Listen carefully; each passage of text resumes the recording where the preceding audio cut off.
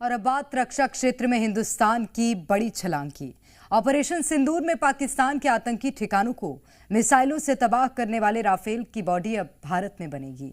इसके लिए भारत की टाटा एडवांस्ड सिस्टम लिमिटेड और फ्रांस की डसॉल्ट एविएशन कंपनी के बीच समझौता हुआ है और 2028 में इसकी पहली यूनिट तैयार हो सकती है। यानी अब आतंकियों का काल रफाल मेड इन इंडिया होगा। ऑपरेशन सिंदूर में पाकिस्तान की कमर तोड़ने वाला लड़ाकू विमान राफेल।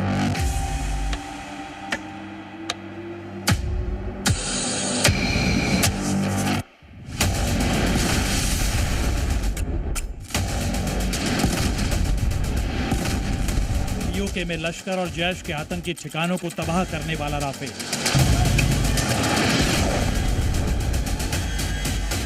स्कैल्प और हैमर मिसाइलों से आतंकिस्तान को घुटनों पर लाने वाला फाइटर जेट राफेल। आतंक का ये काल राफेल अब जल्द ही मेड इन फ्रांस से मेड इन इंडिया होने वाला है। जी हां, ऑपरेशन सिंदूर में जिस राफेल फाइटर जेट ने पाकिस्तान के आतंकी ठिकानों को पूरी तरह से तबाह कर दिया, उस राफेल विमान की बॉडी पहली बार फ्रांस के बाहर अब भारत में बनेगी और इसके लिए भारत और फ्रांस की कंपनी के बीच समझौता भी हुआ है। ये समझौता भारत की TASL यानी टाटा एडवांस्ड सिस्टम लिमिटेड और फ्रांस की कंपनी दसॉल्ट एविएशन के बीच हुआ है, जिसमें 4 प्रोडक्शन ट्रांसफर एग्रीमेंट साइन किए गए हैं, जिसके मुताबिक राफेल की फ्यूजलाज यूनिट भारत बनाएगा। फ्यूजलाज को फाइटर जेट की मेन बॉडी कहा जाता है।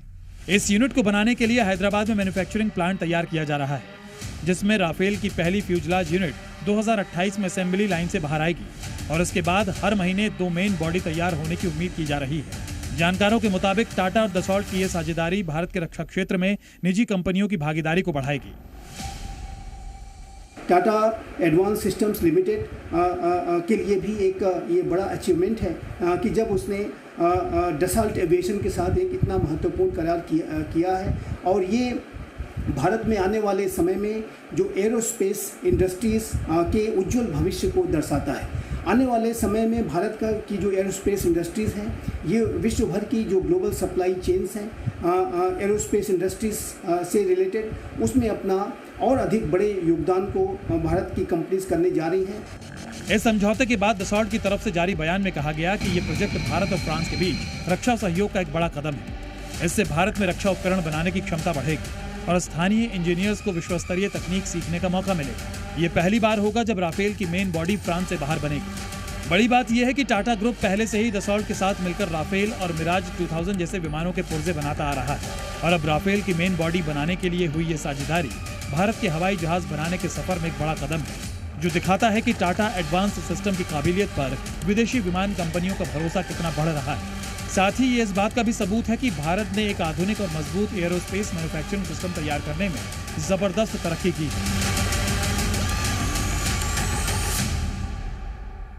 ये इस बात को भी स्पष्ट रूप से दर्शाता है कि भारत की जो एरोस्पेस इंडस्ट्रीज हैं, उसमें अंतर्राष्ट्रीय समुदाय का जो विश्वास है वो लगातार गहरा हो रहा है और ये जो करार है इसके माध्यम से जो भारत के प्रधानमंत्री श्री नरेंद्र मोदी का make in India and make for the world का जो विजन है वो भी साकार हो रहा है।